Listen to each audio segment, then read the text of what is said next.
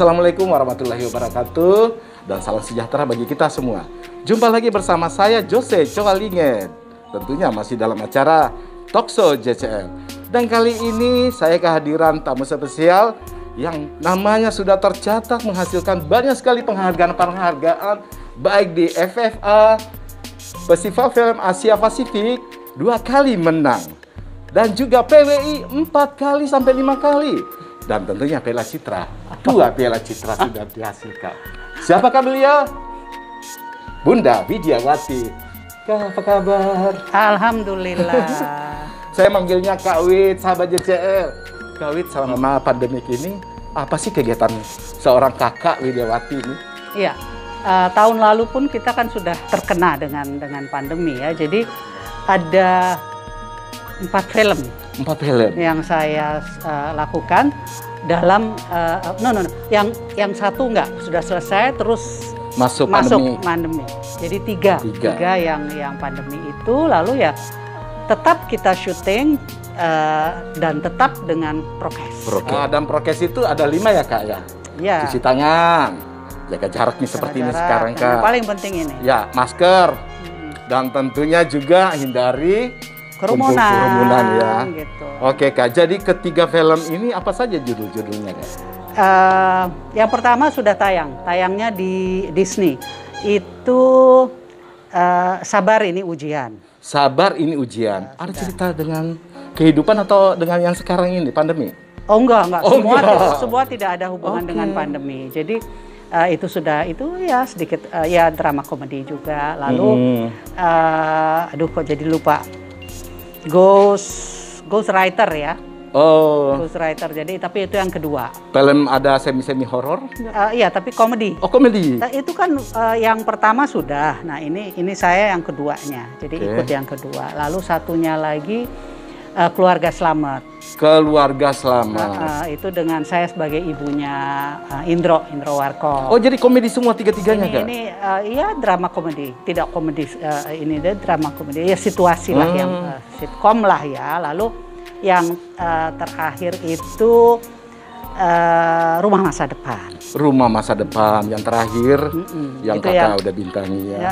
Terus dan terakhir lagi saya dengar Kakak menerima penghargaan Festival Film Asia Pasifik di Macau. Film apa sih Kak?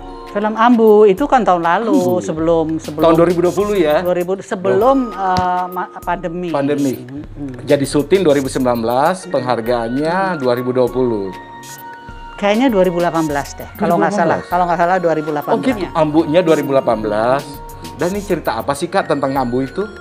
Ambu itu menceritakan jadi saya jujur senang ketika Farid sebagai sutradara, perangkat produser, di mana dia meminta saya untuk Ambu ini. Saya belum baca, tapi langsung saya bilang iya karena saya dengar bahwa ini mau syutingnya di Baduy Kanekes. Saya kira bukan mereka tetap menjalankan kehidupan mereka, jadi mereka tidak mau beradaptasi dengan dunia luar. Betul, jadi mereka tetap dengan apa tradisinya yang tradisi mereka mempertahankan itu sampai kapanpun, dan kita harus hargai itu karena di Amerika kan juga ada suku Amish itu kan ya, yang mereka tidak mau tahu apa. Jadi memang betul-betul yang kita katakan mungkin memang tempatnya agak terpencil ya, seperti di Baduy itu kan memang kita untuk menuju ke sananya aja sulit. Oh, lokasi syuting. Menuju ke Baduynya itu kan sulit. Tidak ada motor kan, tidak bisa masuk motor karena jalannya setapak gitu loh. Jalan setapak, jadi kita harus jalan kaki. Ya satu sampai hampir 2 jam lah menuju situ gitu. Tadi Kakak bilang saya sebelum baca naskahnya saya udah setuju. Dan yang paling menarik adalah karena syutingnya di karena Baduy. Saya memang dari dulu kepingin sekali ke Baduy. Oh, itu yang membuat seorang Widiawati berminat sekali. Karena saya sudah dengar dari kakak saya. Kakak saya itu memang senang sekali untuk traveling dan apalagi dia gunung terus ke tempat seperti ini. Jadi dia yang menceritakan ke saya, demong seru lah gini dan juga baca-baca ya mengenai suku Baduy ini seperti ini. Ini sesuatu yang menarik gitu loh. Jadi kalau bukan kita yang mengangkat, siapa lagi? Gitu loh. Betul. Jadi saya kira ini ketika Farid minta saya langsung mau gitu loh. Dan kebetulan memang ceritanya bagus sekali, menarik sekali. Terus tantangan yang menarik kakak selama syuting atau lokasinya apa saja yang kakak alami? Saya tidak bilang tantangan ya, tapi yang pasti kita beradaptasi dengan lingkungan setempat ya, di mana ada sesuatu justru yang menarik banget ini Yose, di mana kita pagi-pagi itu kan pasti subuh gitu ya, subuh kita udah bangun semua itu antre untuk apa? Untuk mandi. Serius kak? Tapi airnya, maksudnya airnya sehat? Oh bagus banget, air gunung, dingin banget, dingin banget. Terus makanan minuman bagaimana kak? Memang bawa dari Jakarta. Jadi itu memang sudah dipersiapkan ya. Jadi tentunya juga pihak produser produksi tidak mau merepotkan mereka. Ya. Jadi mereka sudah mempersiapkan itu. Itu menarik sekali. Jadi senang sekali gitu pagi-pagi. Ya untuk rebutan wudhu aja kita rebutan gitu. Ayo mandi. Udah duluan bentar. Wah gitu. Tapi gitu deret. Senengnya saya apa? Karena saya paling tua. Ayo ambu dulu. Jadi kakak yang didahulukan. Terus apa tidak perlu pakai tandu-tandu atau segala? Enggak perlu. Enggak. Kakak masih kuat untuk. Alhamdulillah pada waktu itu masih kuat. Insya Allah kalau kesana lagi juga masih kuat. Masih ya. Dan terus tiba-tiba ini kan tidak masuk penilaian Dewan Juri untuk FFI. Kenapa justru di FFA Pasifik ini kok menang di Makau? Jangan tanya saya dong. Saya tidak mau jawab masalah itu. Bukan wewenang saya untuk jawab. Oke. Sahabat JCL, kita tanya-tanya lagi ya tentang masa lama-lamanya Kak Widya nih.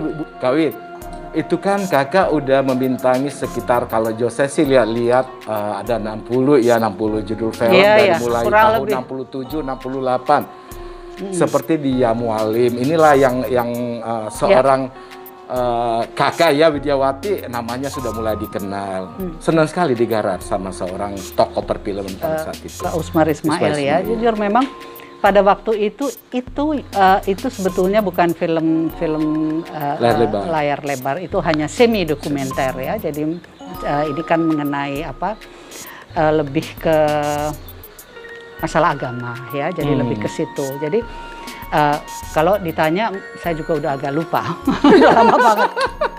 Yang pasti buat saya itu menarik sekali, karena sebetulnya saya agak bingung, apakah ini film saya pertama atau yang satunya. Masih ada lagi, ada tahun 67. Segenggam Tanah di Perbatasan. Ya itu kakak masih bermain sebentar ya? Sama. Iya itu sebentar, saya sebagai adiknya almarhum Diki Suprapto. Pada waktu itu kan masih dengan almarhumah Susana. Mereka membuat satu produksi film gitu ya. Jadi saya sebagai adiknya Diki gitu. Itu pun juga menceritakan masalah konfrontasi masalah Malaysia dan Indonesia pada waktu itu. Itu juga masih hitam putih. Masih hitam putih. Jadi nggak perlu pakai makeup di zaman dulu. Enggak juga. Justru aku ingat di makeup, semua tetap di makeup. Jadi bukan berarti hitam putih lalu kita tidak di makeup, tidak, tetap di makeup. Dan saya ingat pada waktu itu saya sedang seneng-senengnya pakai bulu mata palsu. Karena waktu itu zaman banget. Saya nggak copot loh, padahal sebagai gadis desa loh. Oh iya? Sah-sah saja pada saat itu? Aku tidak tahu, aku tidak sah atau tidak. Tapi saya kok nggak ditegur untuk dicopot gitu loh.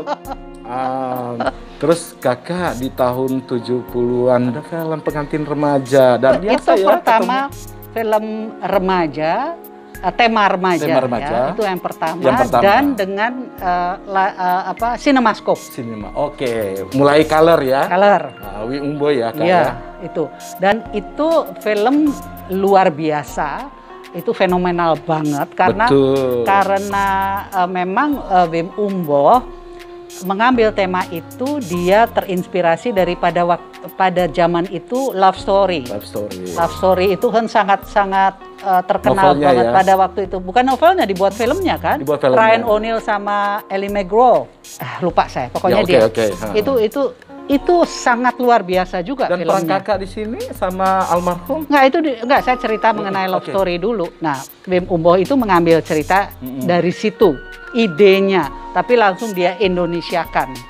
Dengan di Indonesia dia ya tentunya Adaptasi lah ya. bukan adaptasi, lebih kepada Masih ini timur ini kan lain dengan barat Barat. gitu loh. Jadi dia Tapi kisah cinta diambil. dari situ yang unhappy karena satunya meninggal gitu loh. Jadi dibuat unhappy gitu. Oke, dan itu berlanjut terus. Dan berlanjut itu remaja ini, luar remaja biasa itu. sekali kalau ketemu orang yang udah seumuran saya gitu, pasti kan saya nonton loh film Pengantar Remaja, nonton sampai 4 kali, weh, kayak gitu. Iya Ya karena sih, pada Mbak. waktu itu kan memang film Indonesia sangat boleh dikatakan Remaja, baru tema ya. remaja ya. Baru, Kali dan itu remaja film Yang pertama. tema remaja yang pertama, makanya jadi luar biasa sekali. Dan gitu. ketemu jodohnya juga di situ. Iya, alhamdulillah saya dipertemukan oleh Allah dengan suami di situ. Di situ ya. Terus kakak ada perkawinan, ada gaun pengantin. Iya, iya. Ini semua berbicara di festival juga sama ya PWI kan berapa kali kakak dapat? PWI saya justru lupa ya. Maksudnya ada best actress ya, Best ada actress. ya. Terus ada biasanya lalu best supporting ya kan, ada gitu ya. Tapi kan PWI tidak lama. Iya sih, nggak lama. Tidak lama. Setelah pada waktu itu kan Citra memang sama sekali belum tidak ada, boleh dikatakan vakum ya. Vakum. Lalu muncul kembali, dihidupkan kembali. Dengan PWI ini. Tidak, justru bukan PWI kan, akhirnya FFB. dari FFI yang. FFB. Kakak juga dapat kan FFB? Perempuan berkalung FFA itu. FFB Bandung. Oh Bandung, ya sorry, Bandung. FFB, oh sorry. Ya FFA juga kakak dapat kan? FFB Di ya. perempuan berkalung sorban ya? Sorban, ya betul, FFB betul. FFB kakak dapat sekali itu. Iya, iya. Terus FFA dapat 2 kali. Ya, untuk perempuan sorban. berkalung sorban. Luar biasa hafal. Ingat. Terus Kak, setelah itu kan kakak terus masuk nominasi sampai 4-5 kali kalau nggak salah ya. Ada Amelia SH juga bagus. Terus apa lagi? Banyak sekali film-film kakak yang masuk nominasi-nominasi. Iya. Berbicara di FFI. Di FFI, iya. Terus apa ya persiapan kakak pada saat muncul sebagai aktris? Gini, kalau saya kembali bicara mengenai bagaimana saya ada di dunia film ini, tidak sulit. Karena Maksudnya? dari ibu saya. Oh iya. Jadi ibu saya kan memang lebih dulu sudah ada di dunia film, di mana beliau kenal sekali dengan almarhum Usmali Ismail, Jamaluddin Malik, lalu dengan ya banyak semua tokoh-tokoh perfilman. Jadi sangat mudah saya untuk masuk dunia ini, gitu loh. Oke. Jadi karena beliaulah saya bisa ada di sini, gitu. Iya sahabat JCL, siapa yang tak mengenal seorang bunda kita yang almarhum Aryati yang pernah berjaya dari mulai era 1940 sampai dengan 1970 adalah bundanya dari bunda kita Widyawati gitu loh. Aryati. Aryati, masih ingat lagu ciptaan Ismail Marzuki? Betul, Ismail. Aryati. Nah, terinspirasi lah wanita cantik yang sangat terkenal di era itu. Terutama ibu saya sangat menyukai, sangat ngefans. Nah, kembali lagi Kak, di era-era kekinian sekarang, saya itu sempat mengikuti kakak nonton film Mama atau bagaimana? Mama jagoan. Di sini ada 3 mama jagoan yang hanya persoalan satu anak dari salah satu ketiga dari mama jagoan ini menghilang kembali, namanya Bonar ya? Ya. Bonar gendut ya? Dicari, akhirnya ketiga mama ini bersahabat dari mulai masa SMP, SMA, tetap bersahabat sampai tua. Mama. Dan akhirnya masuk ke trali besi penjara ya. Nah, kakak, siapa sih ketiga jagoan-jagoan mama-mama ini? Selain saya ada Nini El Karim dan Ratna Riantiarno. Hebat. Jadi ketiga perempuan ini memang berbeda karakter ya. Kalau saya memang di situ tomboy ya gitu loh. Jadi orang Bali ceritanya. Nah, orang Bali. Orang Bali. Jadi terus sementara Ratna dengan memang dia pakai hijab. Tapi ya semua punya karakter yang masing-masing kuat. Jadi lah. Ini menceritakan 3 suku ya, keragaman. Betul. Suku, di situ ya. kita bisa tahu intinya bahwa berbeda tapi tetap bersatu gitu loh. Dengan ya pastilah semua orang pasti punya ini masing-masing ya, tapi bukan berarti kalau kita berbeda lalu kita harus masing-masing, tidak. Di sini kita harus melihat bahwa ya, keragaman agama, kebersatuan itu lebih penting gitu. Oke, NKRI tentunya ya Kak. Pada saat ada dialog-dialog itu kan, apakah itu ada di naskah atau improvisasi? Pada saat ada naskah ada banyak, tapi kadang-kadang yang penting apalagi kalau kita lagi marah atau apa kita nangis, tentunya kan kembali bahwa yang penting inti dialog itu tidak keluar dari. Jadi kalau kita mau improve sedikit tidak apa, yang penting tujuannya sama gitu kan. Sahabat JCL, bunda kita ini jadi anak kuliahan loh. Itu apa yang menarik dari cerita ini? Itu juga salah satu yang kita bisa lihat dari film Mahasiswi Baru, bahwa belajar sampai kapanpun. Intinya kan itu. Tidak ada batasan usia ya. Tidak ada batasan usia. Jadi sampai kapanpun kita bisa belajar. Itu salah satu inti dari persoalan yang akan bukan akan ya, memang sudah yang disampaikan. Di samping juga setiap film itu selalu ada konflik dan lain-lain. Itu kan awalnya selalu dari komunikasi.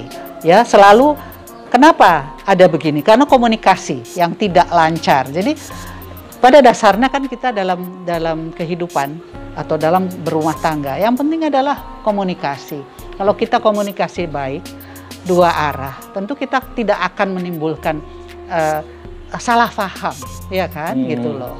Tapi ya kalau untuk film, kalau mulus-mulus ya nggak jadi film dong ya. Iya, nggak jadi seru. Ada adegan di sini kan membutuhkan fisik, sementara kakak kan boleh dibilang usianya kan di atas 60.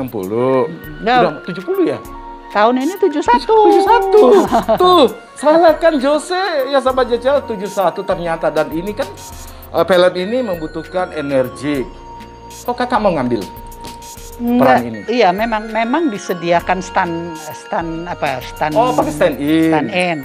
Tapi ketika waktu latihan kan Sarah harus loncat pagar. Pas latihan saya loncat, wah semua teriak. Jangan. Tapi pada saat latihan. Iya, pada waktu latihan jangan. Saya bilang, kenapa sih orang gue biasa loncat, biasa jadi maling aku. Oh gitu. Jadi seru, mereka takut. Itu berapa persentasi kakak dapat ini stand in? Hanya 2 lah. Hanya 2 karena satu ada memang saya jatuh jatuh dari tangga. Jatuh dari tangga ya. Iya. Tangga itu yang saya pusing ya, jatuh. Kakak tonjok gitu. Tonjok sendiri saya. Tonjok sendiri. Oh, itu sendiri. Kalau yang tangga ya saya pakai stand in. Saya bilang nggak apa-apa saya bilang biasa, nggak, jangan, mereka nggak kasih, mereka takut kalau sampai kenapa kan berarti syuting jadi bisa tertunda gitu kan, jadi ya udah gitu. Terus kembali lagi ke era 70-an Kak, tentang one way ticket. One way ticket. Kakak kan dapat pembantu FFV. Ya. Apa yang paling menarik dari film itu? Tunggu ya, ini jujur kalau Yose nanya, saya lupa ceritanya. Sumpah saya gitu, lupa. Kak. Saya lupa Oke, gitu. Pada saat kakak mendapatkan piala pertama yang diharapkan banyak orang pada era itu. Begini ya, karena saya orang yang dari dulu itu tidak pernah bertarget. Oh ya, saya kembali lagi, Anda kan bertanya kok bisa di film ini kan saya udah ceritakan ibu saya. Tapi ketika saya pertama main, yang saya rasakan hanya fun. Oh, buat enjoy aja. Enjoy aja, saya menikmati. Akhirnya saya makin banyak film, yang akhirnya saya ketemu dengan suami, yang akhirnya kita menikah. Mulai kan banyak film. Akhirnya saya merasakan bahwa ini adalah dunia saya. Boleh dong, sama Cece. Di situ baru saya mulai bahwa ini dunia saya dan saya tidak boleh main-main lagi, tidak hanya boleh buat fun, tapi saya harus serius. Setelah mendapatkan piala citra pertama. Saya lupa lah ya, Oh, lupa itu ya. apa yang setelah itu atau apa sebelumnya saya lupa. Yang pasti itu kan saya juga sudah menikah.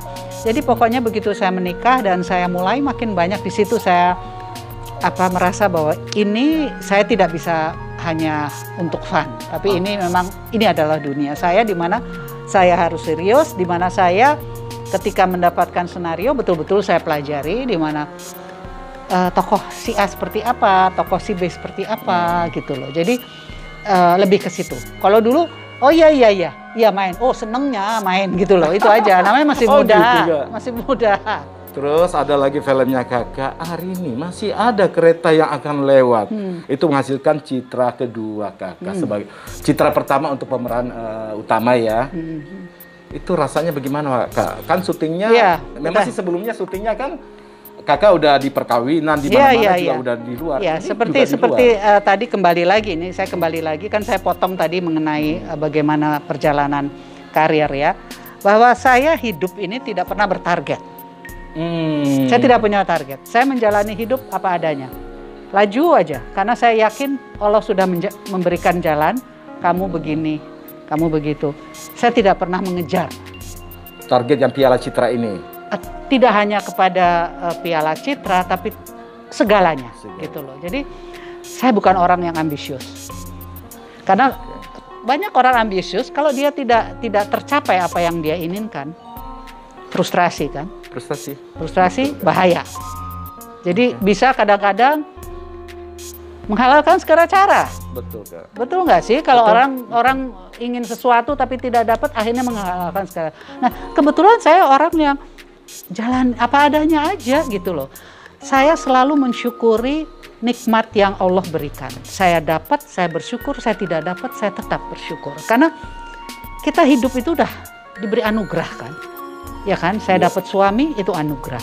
Dapat anak anugerah. Jadi terimalah itu semua dengan kebersyukuran. Itu aja, hidup saya hanya itu aja gitu loh. Sampai detik ini. Amin Kak, makasih Kak. Kak, ini juga saya lihat ada penghargaan dari dari Parvi. Parvi, Persatuan Artis Film Indonesia. Rasanya bagaimana Kakak? Ya pastilah, apapun ya, penghargaan apapun, dari manapun, dari siapapun tentu kita akan merasa bahwa kita dihargai. Dan itu satu apresiasi yang luar biasa. Tentunya segala penghargaan itu tentu ada maksud, ya kan, gitu loh. Dan kalau ini menurut Kak Ica bahwa lamanya saya di dunia film, lalu juga bagaimana saya ada di dunia film juga Sampai saat ini Kakak ya Dedetik. itu dan tentunya juga masalah dukungan gitu. Baik Kak. Ada yang perlu disampaikan kepada sahabat JCL tentang Parvi misalnya Kak, di luar sana kan masih banyak tuh organisasi film yang lain atau seni yang lain. Apakah ada kemungkinan untuk kita gabungkan kembali ke rumah kita ya Parvi ini? Mungkin ada disampaikan Kak? Iya, kalau saya lebih kepada begini ya, tentunya segala sesuatu apapun itu organisasi apapun. Ya. Tentu tujuannya itu adalah untuk kebaikan bersama.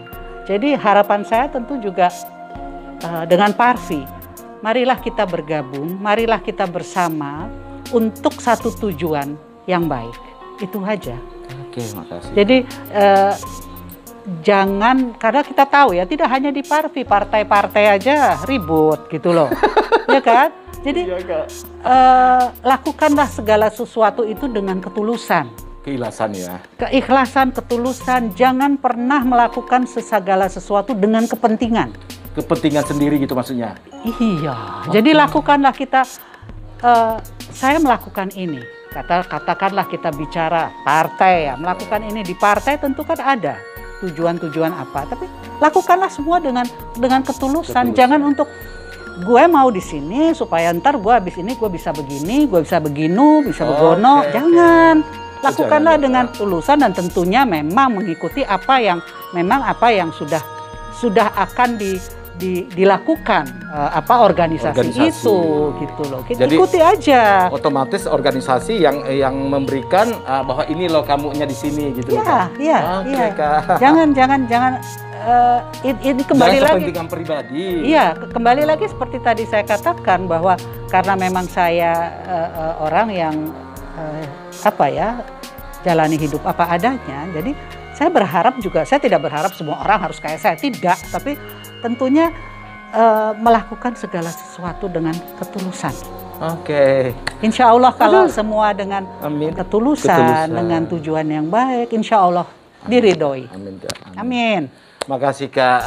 Terima kasih sudah bersama dengan Jose Kak. Kak, ngomong-ngomong, udah berapa cucu? 4 dari Romi sama Roma? 2. Yang paling besar tahun ini 17. 17? Udah remaja ya? Oke, Sobat JCL, selesai sudah jumpa kita. Saya Jose Coalinge. Saya Widiawati. Wassalamualaikum warahmatullahi wabarakatuh. Dan salam sejahtera bagi kita semuanya. Salam sehat. Salam sehat.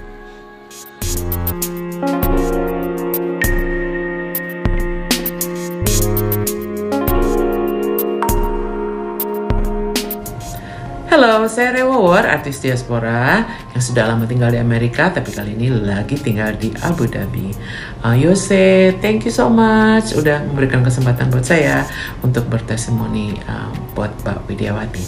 Mbak Widiawati di mata saya, she is a phenomenal actress. Menurut saya, Mbak Wit itu adalah Meryl Streep-nya Indonesia. Tolong di Google ya Mbak Meryl itu siapa. Salah satu Hollywood artis yang mempunyai piala citra yang banyak. Dan Mbak Wit juga berkarya dari 1965 sampai sekarang. Dan semua film-filmnya, oh my gosh, banyaknya minta ampun ya. Suami, Bayi Tabung, Romeo dan Juliet, Jenazah Merpati, Antara Surga dan Neraka, kemudian Hidup, Satu Dalam Cinta, kalau nggak Satu Malam Dua Cinta. But anyway, kalau disebutin nggak selesai sehari. But kalau Mbak Wit berakting selalu tampil total dan selalu menghayati peran-perannya seperti kayak perannya yang sesungguhnya punyanya terjadi kepada Mbak Wit. Aku salut banget. Thank you also for supporting me, Mbak Wit. I wish you great success, ya, good health, and keep your spirits up and don't let the arts die. I love you from Abu Dhabi. Romi dan Yuli, dua remaja saling menyinta, berjanji sehidup semati, kekal abadi. Oh, Romi dan Yuli, lambang kasih suci. Namun selalu saja ada di dalam wajah alam ini celah hitam yang terlanjur kering dan beku.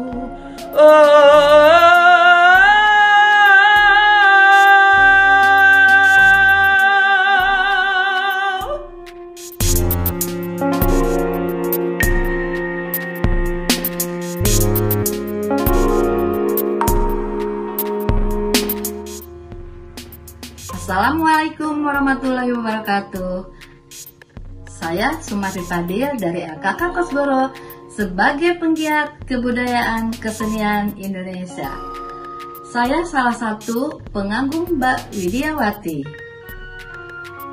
Saya ingat dulu di tahun 1968-1969 Mbak Wit itu sebagai penyanyi trio Fiska bersama saudaranya Mbak Winnie dan Mbak Ria.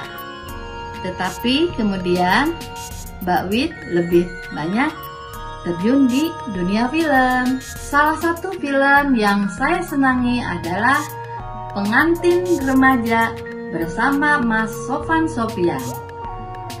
Dan beberapa film lagi di era tahun 70-an seperti Gaun pengantin, kehormatan, pencopet, dan lain-lain.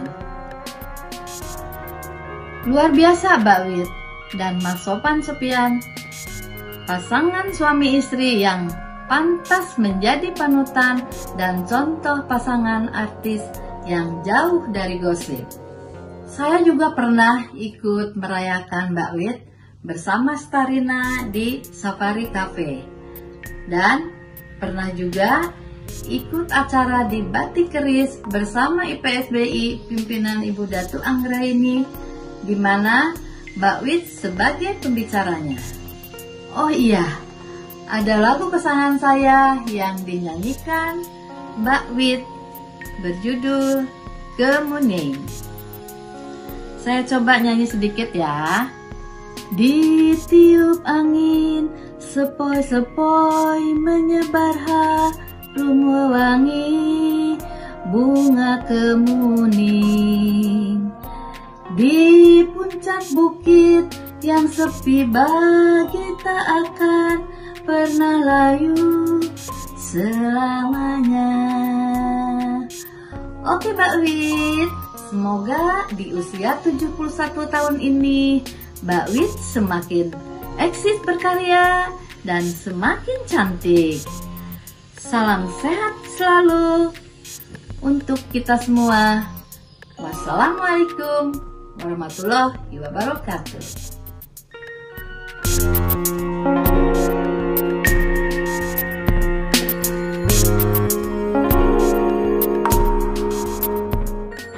Assalamualaikum warahmatullahi wabarakatuh. Perkenalkan, nama saya Haja Jumria Linge. Saya berasal dari Makassar. Saya adalah fans berat dari Mbak Widiawati. Saya pernah nonton shownya itu di Makassar, di lapangan Karebosi. Pada waktu itu kira-kira tahun 69. Saya masih berumur 15 tahun pada waktu itu, bersama dengan Terofiska. Mbak Widya itu memang orangnya cantik sekali. Saya ngefans waktu sudah berpasangan dengan Mas Sopan Sopian. Dengan filmnya yang pertama saya nonton itu Pengantin Remaja. Iya, pokoknya keren deh. Iya. Sampai sekarang keluarganya Mbak Widya itu adem ayem, yang nggak pernah gosip, sampai Mas Sopiannya itu almarhum. Jadi saya tetap fans sampai sekarang. Salam ya dari Makassar, semoga tetap sehat, terus sukses. Makasih. Assalamualaikum warahmatullahi wabarakatuh.